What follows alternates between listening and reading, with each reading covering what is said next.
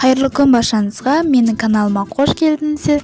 Бүгін сіздермен осындай нағыз ет жасалатын жасайтын боламыз. Екі ғана ингредиенттен тұрады, яғни помидор мен болгар бұрышы мен чесноктан тұрады. Видеоның соңына дейін көрмес бұрын мені Instagram мен TikTok парақшама тіркелуді ұмытпаңыздар.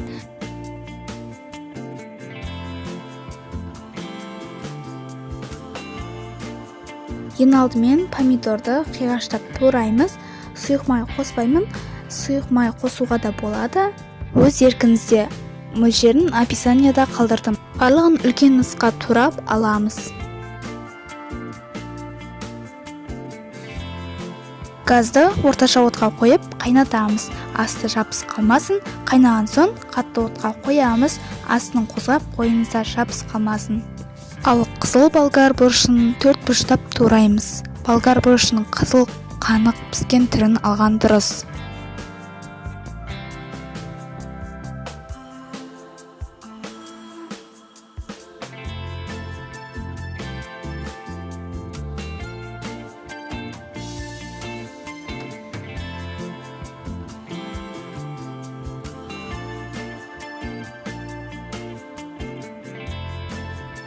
Чесноктың басын суға салып қоямыз. Одан соң видеодағыдай турап шығамыз.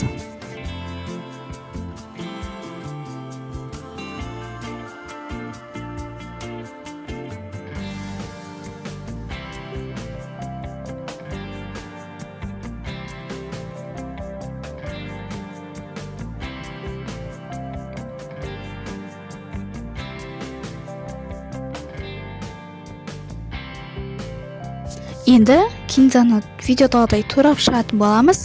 Егер де кинза болмаса, петрушка, укроп қосуға болады.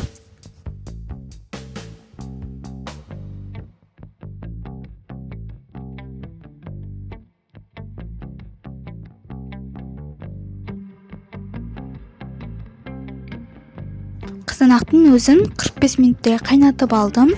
Үстіне болгар бұрышын, туралған сарымсақты бірге саламыз. Барлығын жақсылап араластырамыз.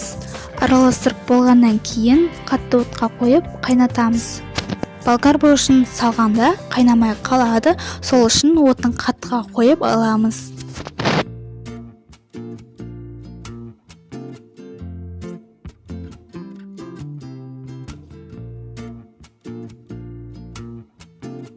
Жақсылап барлығын араластырып болған соң кинзаны да салатын боламыз.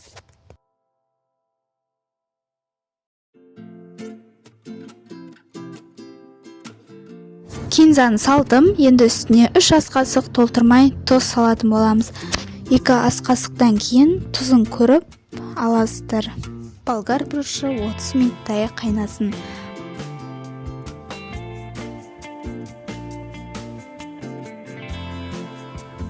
Қатты езілмей, үстінен 1 ас қасық қант саламыз.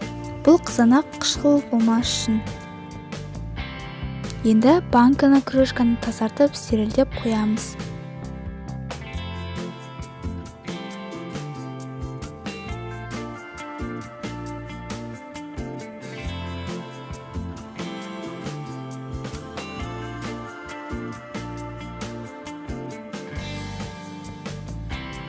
Осылай құйып, жауып шығамыз.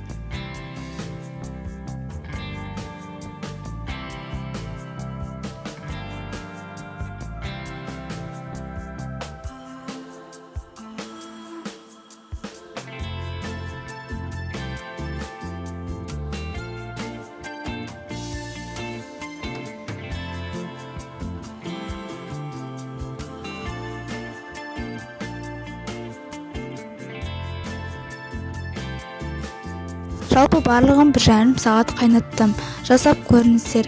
Егер де видео ұнаса, арнама тіркеліп, лайк басып, комментарий қалдыруды ұмытпаңыздар. Келесі кездескенше аман сау болыңыздар.